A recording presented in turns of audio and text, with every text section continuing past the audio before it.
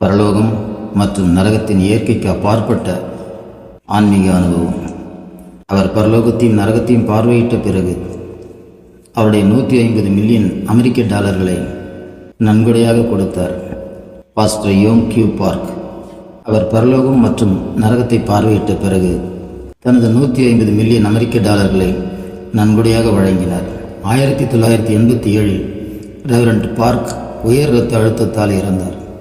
ஆனால் தேவனுடைய கிருபையால் அவரது ஆயுள் மேலும் 20 ஆண்டுகள் நீடிக்கப்பட்டது. ஆனால் முதல் 4 மாதங்கள் உடல்நிலை காரணமாக அவரால் பேச முடியவில்லை. அவர் மீண்டும் உயிர் பெற்ற போது அவருக்கு சுமார் 50 வயது. அவரது மரணத்தின் போது தேவன் அவருக்கு பரலோகத்தையும் நரகத்தையும் காட்டினார். நீங்கள் திமிரு பிடித்தவராகவும் பெருமையுடையவராகவும் இருந்தால் உங்கள் மீது சாபங்களை கொண்டு வருவீர்கள் என்பதை நீங்கள் அறிய விரும்புகிறேன். நான் 5000 உறுப்பினர்களை கொண்ட ஒரு பெரிய சபையை கொண்டிருந்தேன். ஆனால் எனது ஆணவத்தால் நான் ஆண்டவரால் தாக்கப்பட்டேன். இப்போது நான் தேவனுக்கு பயப்படுகிறேன். யாக்கோபு 4:6. நான் சுமார் 150 மில்லியன் அமெரிக்க டாலர் மதிப்புள்ள சொத்துக்களை வைத்திருந்தேன். என்னிடம் 5 சொகுசு கார்கள் இருந்தன.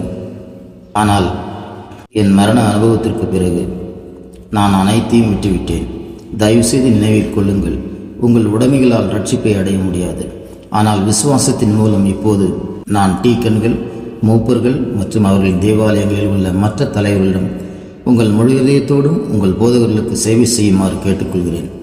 டிசம்பர் 19, 1987 அன்று நான் என் மதிய உணவை முடித்துவிட்டு நான் ஓய்வெடுக்கும் போது எனக்கு மிகவும் தாங்க முடியாத வலி ஏற்பட்டது. நான் இறக்கப் போகிறேன் என்று உணர்ந்தேன். பின்னர் நான் சுயநினைவை இழந்தேன். 4 மாதங்களுக்கு பிறகு நான் ஒரு தாவர நிலையில் எழுந்தேன். இறுதியில் நான் இறந்து விடுவேன் என்று என் மருத்துவர் என்னிடம் கூறினார். என் உடல் உறுப்புகள் அனைத்தும் செயலிழப்பால் மிகவும் மோசமாக சிதைந்தன. மேலும் எனது கொடூரமான தோற்றம் காரணமாக சர்ச் உறுப்பினர்கள் யாரையும் பார்க்க எனது குடும்பத்தினர் அனுமதிக்கவில்லை. பின்னர் நான் இறுதியாக இறந்தேன். நான் இறந்தபோது 2 பேர் என் அறைக்குள் நுழைந்ததை பார்த்தேன். ஆனால் இவர்கள் சோறு வழியாக என் அறைக்குள் நுழைந்தனர். நான் கத்தினேன், யார் நீங்கள்? அப்படி செய்தால் என் வீடு இடிந்து விழும். அப்போது ஒருவர், நாங்கள் பரலோகத்திலிருந்து வந்த தெய்வ தூதர்கள், நாங்கள் தேவனுடைய ராஜ்யத்திலிருந்து வந்தவர்கள். தெய்வ தூதர்களிடமிருந்து ஒரு பிரகாசமான ஒளி பிரகாசித்தது. எனது வலது பக்க தெய்வ தூதன் தன்னை அறிமுகப்படுத்தி கொண்டான். நான் இயேசுவுக்காக அவருடைய ராஜ்யத்தில் பணிபுரிகிறேன்.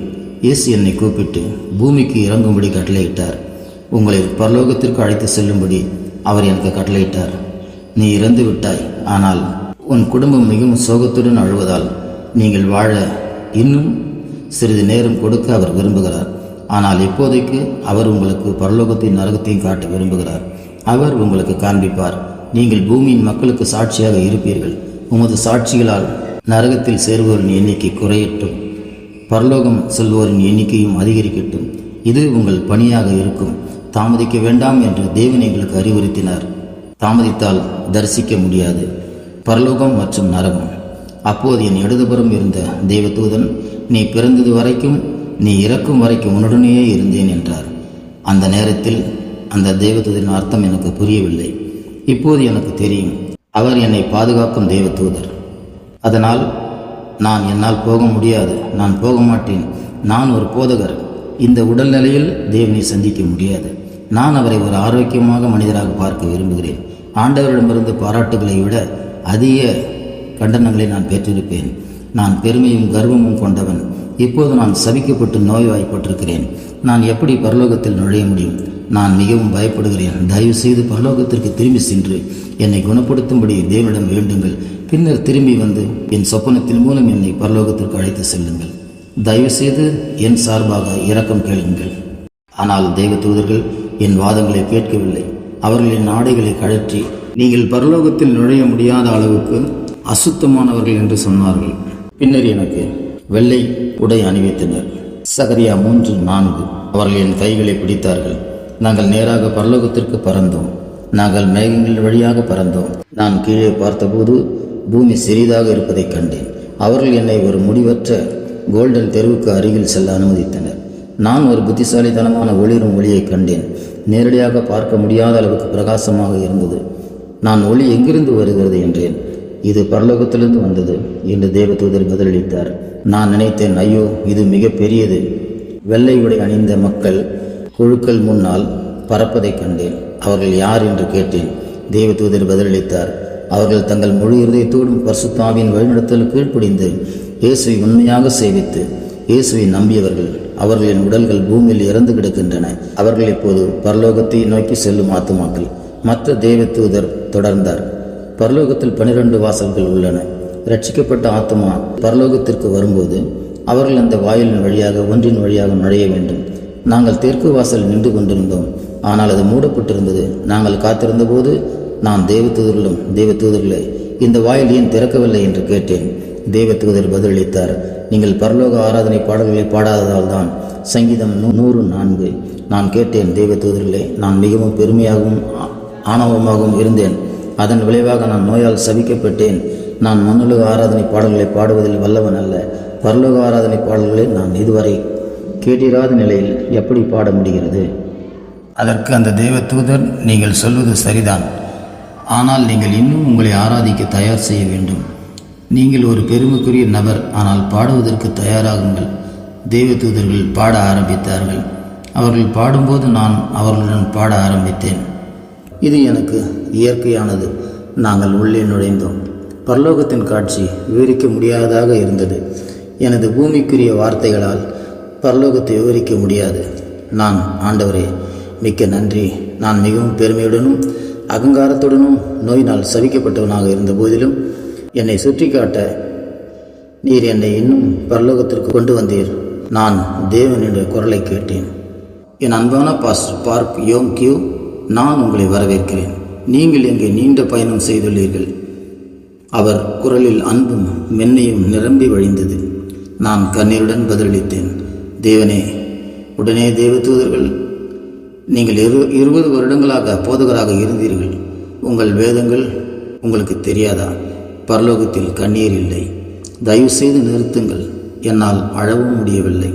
வெளிப்படுத்தல் 21:4. அப்போது தேவனிடம் 5 கேள்விகளை கேட்டார். வார்த்தையை படிக்க எவ்வளவு நேரம் செலவிட்டீர்கள்? தசமபாகம் எவ்வளவு கொடுத்தீர்கள்? நீங்கள் மக்களுக்கு எத்தனை முறை சுவிசேஷம் செய்தீர்கள்? சரியாக தசமபாகம் கொடுத்தீர்களா? ஜெபத்தில் எவ்வளவு நேரம் செலவழித்தீர்கள்? 5வது கேள்விக்கு என்னால் பதிலளிக்க முடியவில்லை. 5வது கேள்விக்கு தேவன் என்னை கடிந்து கொண்டார். நீங்கள் ஒரு பெரிய போதகரான பிறகு நீங்கள் ஜெபத்தில் மிகவும் சோம்பேறியாகிவிட்டீர்கள். பிஸியாக இருப்பது எனக்கு மன்னிப்பு இல்லை. நான் பின்னர் வருந்த வேண்டியிருந்தது. தேவ தூதர்கள் உங்களுக்கு பரலோகத்திலும் நரகத்திலும் பல இடங்களை காட்டுவார்கள். நீங்கள் விரும்பும் அளவுக்கு சுற்றி பாருங்கள். பரலோகம் மற்றும் நரகத்தின் பல்வேறு இடங்களை பார்த்த பிறகு நீங்கள் புறப்படுவீர்கள். ஆனால் அவருடைய தோற்றத்தை பார்க்க தேவன் என்னை அனுமதிக்கவில்லை. தேவ தூதர்கள் முதலில் என்னை பரலோகத்தில் 3 வெவ்வேறு இடங்களுக்கு அழைத்து சென்றனர். முதலில் சிறு குழந்தைகள் ஒன்றாக வாழ்வதை பார்த்தேன். 2வது பெரியவர்கள் வாழ்ந்த இடம். 3வது இடம் ஆத்துமாக்கள் பரலோகத்திற்கு செல்லவில்லை. அவர்கள் பரலோகத்திற்கு சென்றாலும் அவர்கள் அதை வெட்கக்கேடான முறையில் செய்தார்கள். சிறு குழந்தைகளின் வயது என்ன என்று பலர் என்னிடம் கேட்டனர். அவர்கள் மழலையர் பள்ளியில் போல் தோன்றினர். பாலினம் பற்றி நாம் அறிவது போல் அவர்கள் சிறு பையன்களோ சிறுமிகளோ அல்ல. ஒவ்வொரு குழந்தைக்கும் அவருடன் ஒரு தேவதூதர் இருந்தார். பரலோகத்தில் பெரும்பாலான ஆத்துமாக்கள் தங்கள் சொந்த வீட்டை கொண்டிருக்கும். 1 யோவான் 14:2. இருப்பினும் வீடுகள் இல்லாத சிலர் இருந்தனர். இதை நான் பின்னர் விளக்குகிறேன். மேலும் குழந்தைகளுக்கு சொந்த வீடுகளும் இல்லை. நான் கேட்டேன், குழந்தைகளும் ஆத்துமாக்கள், அவர்களுக்கு ஏன் சொந்த வீடு இல்லை? தேவதூதர் பதிலளித்தார், பூமியில் உள்ள மக்களுக்கு தங்கள் வீடுகளை கட்டுவதற்கு பொருட்கள் தேவைப்படுவது போல் பரலோகத்தில் உள்ள நமக்கும் இங்கே கட்டுவதற்கு பொருட்கள் தேவை. ஒரு நபர் தேவாலயத்திற்கும் மற்றவர்களுக்கும் கர்த்தருக்கும் உண்மையாக சேவை செய்யும் பொழுது அந்த செயல்கள் பரலோகத்தில் ஒரு நபரின் வீட்டிற்கு பொருட்களாக மாறும். பொருட்கள் வழங்கப்பட்டவுடன் ஒரு துறவியின் வீட்டை கட்டுவதற்கு நியமிக்கப்பட்ட தேவதூதர்கள் அதை கட்டும் பணிக்கு செல்வார்கள். பொறுப்பு கூறும் வயதிற்கு குறைவான குழந்தைகள் வீடு கட்டுவதற்கு எந்த பொருட்களையும் கட்டவில்லை. வேறு வார்த்தைகளில் கூறுவதானால் அவர்களின் வெகுமதிகளோ பொருட்களோ சம்பாதிக்க அவர்களுக்கு நேரமோ அல்லது வாய்ப்போ இல்லை. இதனால் அவர்களுக்கு வீடுகள் இல்லை என்றார். எனது கேள்விகளை தொடர்ந்தேன். எனது வீட்டிற்கு அதிகமான பொருட்களை வழங்க பூமியில் நான் என்ன செய்ய வேண்டும்? தேவ தூதர்கள் பதிலளித்தார்கள், தங்கள் வீட்டை கட்டுவதற்கு தேவையான பொருட்களை உருவாக்க 7 விஷயங்கள் உள்ளன. முதலாவது, தேவனை வணங்கி துதிக்க வேண்டும். இரண்டாவது, அவர்கள் வேதத்தை படிக்க வேண்டும். மூன்றாவதாக, அவர்களின் நேரம் ஜெபத்தில் செலவழிக்க வேண்டும். நான்காவதாக, மக்களுக்கு சுவிசேஷம் செல்வதில் அவர்கள் நேரத்தை செலவிட வேண்டும். ஐந்தாவது, தேவனுக்கு ஒருவரின் காணிக்கை. ஆறாவது, தேவனுக்கு அவர்கள் கீழ்ப்படிந்த தசமபாகம். கடைசியாக, அவர்கள் எந்த விதத்திலும் தேவாலயத்திற்கு சேவை செய்வதில் செலவழித்தனர். இவை கீழ்ப்படிதலின் செயல்கள் அல்லது வேலைகளாகும். அதில் ஒருவர் தனது பரலோக வீட்டிற்கு பொருட்களை குவிக்கிறார். இப்பகுதியில் ஒருவர் பற்றாக்குறையாக இருந்தால் அவர்களது வீடுகளை கட்டுவதற்கு எந்த பொருட்களும் இருக்காது. பரலோகத்தில் வீடுகள் இல்லாமல் ஏராளமான மக்கள் இருந்தனர். வீடுகள் இல்லாத பலர் உண்மையில் போதகர்கள், டீக்கன்கள், பெரியவர்கள் போன்றவர்கள். நான் ஆர்வத்தில் கேட்டேன், அப்பொழுது குழந்தைகள் எங்கே வாழ்கிறார்கள்? தேவதூதர்கள் அவர்கள் இங்கே வாழ்கிறார்கள் என்று பதிலளித்தனர். நான் சுற்றி பார்த்தபோது அவர்கள் மலர் தோட்டம் முழுவதும் கூடியிருந்தனர். மலர்களின் தோட்டம் மிகவும் அழகாக இருந்தது மற்றும் வாசனை இந்த உலகத்திற்கு வெளியே இருந்தது. அந்த காட்சி என் வார்த்தைகளால் விவரிக்க முடியாத அளவுக்கு இருந்தது. இரண்டாவது இடம் விசுவாசமுள்ள பெரியவர்களுக்கு இருந்தது. ரட்சிப்புக்கும் வெகுமதிக்கும் வித்தியாசம் உள்ளது. இந்த இடத்தில் பல வீடுகள் இருந்தன. வீடுகளில் அழகான கற்கள் மற்றும் அரிய கற்களால் கட்டப்பட்டன. சில வீடுகள் பூமியின் மிக உயரமான வானளாவிய கட்டடங்களைப் போல உயர்ந்தன. பூமியில் வாழ்ந்தபோது தேவனுக்கு உண்மையாக சேவை செய்தவர்கள் தங்கள் வீடுகளை அழகான இரத்தின கற்களாலும் அரிய கற்களாலும் கட்டினார்கள். இந்த குறிப்பிட்ட இடத்தில் அனைத்து மக்களும் சுமார் 20 முதல் 30 வயது வரை பார்க்கிறார்கள். பாலினத்தை பொறுத்தவரை ஆண்களோ பெண்களோ இல்லை. நோயாளிகளும் முதியவர்கள் முடவர் யாரும் இல்லை. நான் ஒருமுறை ஒரு பெரியவரை அறிந்தேன். நான் மிகவும் அவர் 65 வயதில் இறந்தார். தொடக்கப்பள்ளியில் 2ஆம் வகுப்பு படிக்கும் அளவுக்கு உயரமான மனிதராக இருந்தார். ரிக்கெட்ஸ் என்ற அரிய நோயால் பாதிக்கப்பட்டிருந்தார். இருப்பினும் வேதத்தை பொறுத்தவரை அவர் ஒரு PhD, பல கருத்துக்கள் எழுதியுள்ளார். நான் அவரை பரலோகத்தில் சந்தித்தேன். அங்கே அவர் உயரமாகவும் அழகாகவும் இருந்தார். அவர் இனி நோய்வாய்ப்படவில்லை. அவர் ஆரோக்கியமாக இருந்தார். பரலோகம் மிக அற்புதமான இடம். நான் எதிர்பார்ப்புகளால் நிறைந்திருக்கிறேன். நான் சொல்வதை நம்புங்கள் அன்பானவர்களே. மூன்றாவது இடம் அவமானகரமான முறையில் காப்பாற்றப்பட்டவர்களுக்கு. 1 கொரிந்தியர் 3:15. இந்த குறிப்பிட்ட கிராமம் பெரிய அளவில் இருந்தது. 2ஆம் இடத்தை விட பல மடங்கு பெரியது. அங்கு வீடுகள் ரத்தினங்கள் மற்றும் அரிய கற்களால் ஆனது. நான் தங்க ரதத்தில் ஏறி மிக வேகமாக இந்த இடத்திற்கு வந்தேன். நான் பரலோகத்தில் பார்த்த மற்ற அழகான இடங்களிலிருந்து வெகு தொலைவில் இருந்தது. நான் தேவதூதரிடம், நான் பெரிய வனாந்திரத்தையும் வயல்வெளியையும் காண்கிறேன். நான் ஏன் வீடுகளை பார்க்கவில்லை? தேவதூதன், நீங்கள் பார்ப்பது வீடுகளையே என்று பதிலளித்தார். நான் பெரிய அகலமான தட்டையான வீடுகளை பார்த்தேன். இது ஒரு பெரிய கோழி கூட்டுறவு அல்லது சில வகையான கிடங்கை நினைவூட்டியது. இந்த வீடுகள் புகழ்பெற்றவை அல்ல, ஆனால் மோசமானவை. இந்த கிராமமும் வீடுகளும் அவமானகரமாக ரட்சிக்கப்பட்ட ஆத்துமாக்களுக்காக இருந்தன. ஏராளமான பெரிய அளவிலான இழிவான வீடுகள் இருந்தன. வெகுமதி பெற்ற ஆத்துமாக்கள் வசிக்கும் இடத்தை விட இந்த கிராமம் பல மடங்கு பெரியது. தெய்வதூதன், உங்கள் வலப்புறம் ஒன்றும் இடதுபுறம் ஒன்றும் பெரிய வீடுகளை பார்க்கிறீர்களா? ஆம், நான் அவர்களை பார்க்கிறேன் என்று பதிலளித்தேன். அந்த 2 வீடுகளையும் எனக்கு காட்ட விரும்புவதாக தெய்வதூதன் சொன்னார்.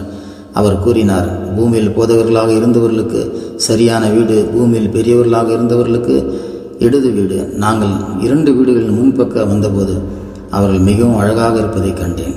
என் தாடை விழுந்தது. நாங்கள் உள்ளே கதவை திறந்து உள்ளே நுழைந்தோம். என் முதல் எண்ணம் கோழிக்கூடு என்பதுதான். அவர்களின் கூடுகளில் வாழும் ஆயிரக்கணக்கான கோழிகளுக்கு பதிலாக நான் ஆத்துமாக்களை பார்த்தேன். வரலாற்றில் சில பிரபலமான போதகர்களை நான் அடையாளம் கண்டுகொள்வதால் தெய்வதூதர்கள் மிகவும் கவனமாக கவனிக்கும்படி எனக்கு அறிவுறுத்தினர். அது உண்மைதான். நான் வரலாற்றிலிருந்து பல போதகர்களை அடையாளம் கண்டுகொண்டேன். நான் குறிப்பாக ஒரு போதகரை தேர்ந்தெடுத்து தெய்வதூதரிடம் கேட்டேன். அந்த கொரிய போதகரை எனக்கு தெரியும். அவர் எவ்வளவு புகழ் பெற்றவர் என்பதும் தேவனுக்கு அவர் செய்த பணியும் எனக்கு தெரியும். அவர் ஏன் இங்கே இருக்கிறார் எனக்கு புரியவில்லை. அதற்கு தெய்வதூதர்கள், அவர் தனது வீட்டிற்கு எந்த கட்டுமான பொருட்களையும் வழங்கவில்லை. இதனால்தான் அவர் சமுதாய இல்லத்தில் வசித்து வருகிறார். நான் ஆர்வத்தில் கேட்டேன், இது எப்படி நடந்தது? அவரிடம் ஏன் பொருட்கள் இல்லை? தெய்வதூதர் பதிலளித்தார், அவர் ஒரு போதகராக இருந்தபோது அவர் ஒரு போதகராக செயல்பாடுகளை செய்கிறார். மக்களால் விரும்பப்படுவதை விரும்பினார். அவர் கௌரவிக்கப்படுவதை விரும்பினார். அவர் சேவை செய்ய விரும்பினார். அவரது பங்கில் தியாகமும் பணிவும் இல்லை. இந்த குறிப்பிட்ட போதகர் கொரியாவில் பெரிதும் மதிக்கப்பட்டார் மற்றும் பெரிய கிறிஸ்தவ வரலாற்றில் ஒரு சின்னமாக உள்ளார். ஆனால் அவருக்கு எந்த வெகுமதியும் இல்லை. அங்குள்ள போதகர்களே, தயவு செய்து கேளுங்கள். ஞாயிற்றுக்கிழமை காலை சேவைகளை விட நீங்கள் மக்களை வழிநடத்த வேண்டும். நீங்கள் அவர்களின் வீடுகளுக்கு சென்று பார்க்க வேண்டும். நீங்கள் ஏழைகள், முடவர்கள் மற்றும் வயதானவர்களை கவனித்துக் கொள்ள வேண்டும். தங்கள் உயிரை தியாகம் செய்யாமல் சேவை செய்து மரியாதை செய்ய விரும்பும் போதகர்களுக்கு பரலோகத்தில் எந்த வெகுமதியும் இல்லை. மத்தேயு 23:5-12. நான் பரலோகத்தில் இந்த காட்சியை கண்டு பூமிக்கு திரும்பிய பிறகு எனது 5 சொகுசு வாகனங்கள் உட்பட எனது உடைமைகள் அனைத்தையும் உடனடியாக கொடுத்தேன்.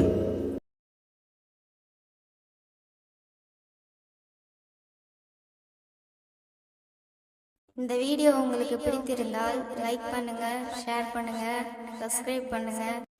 If you like this video, then like, subscribe and share. Thank you.